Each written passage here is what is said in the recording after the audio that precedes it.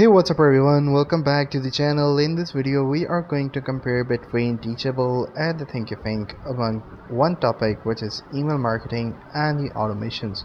So for that, the process is very simple, easy and to the point. The links to the Thinkific and the Teachable are both in the description below. Make sure that you guys check that out. So let's dive into the video without wasting any further time. So if you want to compare the built-in email broadcast, if you just want to send simple updates without paying for the extra software, both platforms have it covered.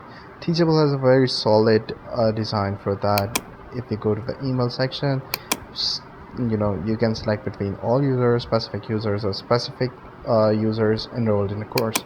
You can write in the email and send it from here. And Thinkific also have similar thing, but it's a bit complicated for us. So Teachable is very easy to use, very clean, and Thinkific also allows you to send mass emails or courses announcement natively, but their built-in composer is incredibly basic compared to the dedicated email tool. So if you want to look at the native automated notifications, you can go to the settings and start notifications. You can set up it all here from here. So it's pretty easy for the Teachable. But Thinkific gives you slightly more control over the customization, the exact triggers, and the HTML designs of these automated notification emails right out of the box.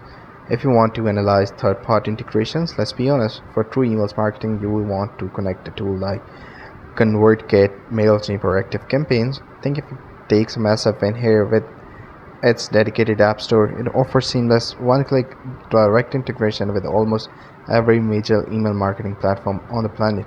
Teachable does have a direct integration with heavy hitters like MailChimp or ConvertKit, but for many others, you'll have to rely on Zapier to bridge the gap.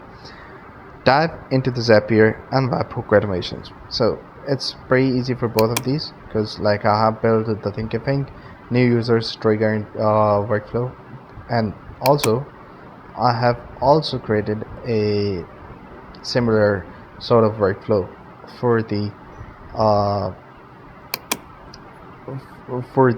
Teachable as well, and it works perfectly fine.